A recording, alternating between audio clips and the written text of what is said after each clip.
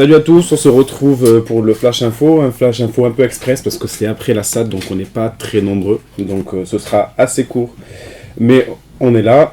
Donc je suis avec Charlotte et Sophie, et on commence de suite avec Charlotte qui va nous parler des derniers attentats en Côte d'Ivoire.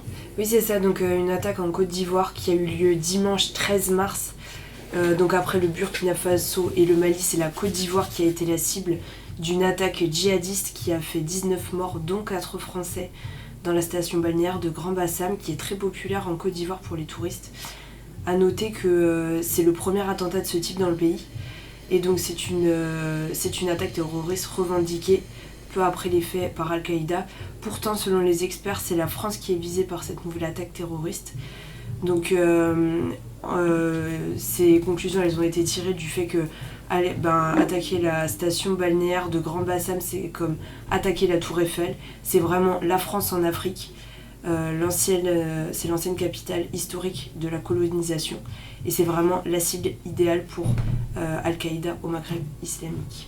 D'accord. Et du coup, qu'est-ce qui est à craindre pour le pays aujourd'hui ? Alors là, c'est la première fois que la Côte d'Ivoire est la cible d'une attaque contre une zone touristique, alors que le secteur se remet lentement de 10 ans de crise sociopolitique.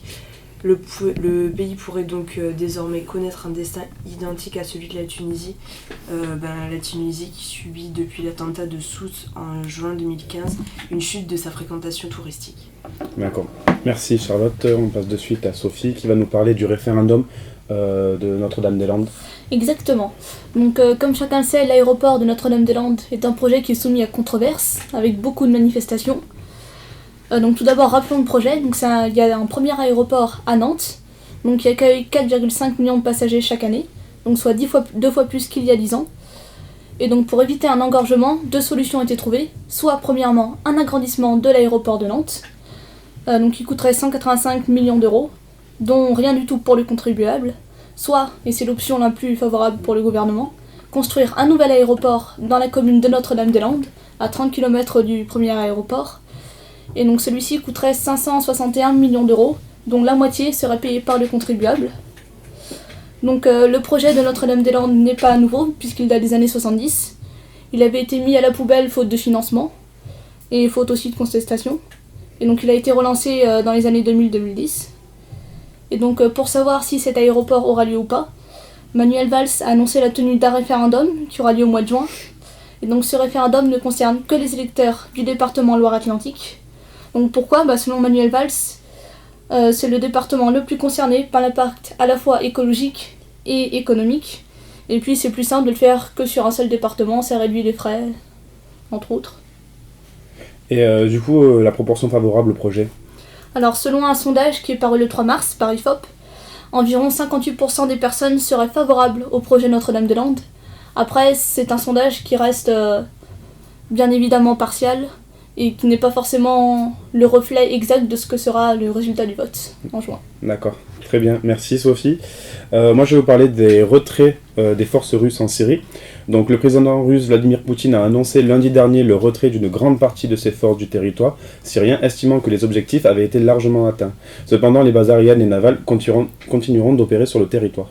À Damas, la présidence syrienne a fait savoir que cette décision a été prise, je cite, conformément à la poursuite du cessez-le-feu et en tenant compte de la situation sur le terrain. Soulignant que la Russie s'est engagée à poursuivre son soutien à la Syrie dans le combat contre le terrorisme. La décision du Kremlin intervient le jour même de la reprise des négociations de paix sur la série Ange à Genève, sous l'égide des Nations Unies. Mais du coup, comment est-ce qu'on peut interpréter le retrait des forces russes ? Alors les interprétations sont nombreuses ici en Occident. D'abord, il est dit que cela a permis aux Russes de revenir sur le devant de la scène internationale en écartant l'hypothèse d'une défaite militaire de leur allié Bachar el-Assad, tout en faisant une démonstration grandeur nature de leurs avancées technologiques en matière de défense. Mais leurs objectifs officiels, à savoir la lutte contre le terrorisme, est quant à lui loin d'être atteint. L'organisation État islamique est encore là, tout comme la branche syrienne Al-Qaïda. Mais cette déclaration a aussi 3 objectifs. Donc c'est un bon moyen d'éviter l'enlisement alors que l'opération syrienne a un prix exorbitant pour une économie russe asphyxiée par les sanctions internationales et la baisse du prix du pétrole. Ensuite, c'est un gage de bonne volonté adressé aux Occidentaux à la veille des négociations syriennes. Moscou veut montrer qu'il n'est pas inflexible et envisage peut-être de coopérer avec les Occidentaux pour préparer la reprise des territoires de l'Est syrien sous le joug de l'État islamique. Enfin, c'est enfin un moyen de mettre le président Assad sous pression en lui montrant que les Russes ne lui sont pas définitivement acquis. Les Russes ne semblent pas favorables, contrairement au président syrien, à une opération visant à reconquérir l'État syrien. Certaines rumeurs font également écho d'un certain agacement des Russes vis-à-vis du manque de coopération de Bachar al-Assad. Bref, comme à son habitude, ici en Occident, chaque pas de Poutine sont tes pieds, sans jamais en déceler la moindre certitude. Voilà, c'est déjà fini. Merci d'avoir suivi ce Flash Info et on se retrouve pour un prochain Flash Info dans 2 semaines. Merci et stay tuned dans Décibel Radio.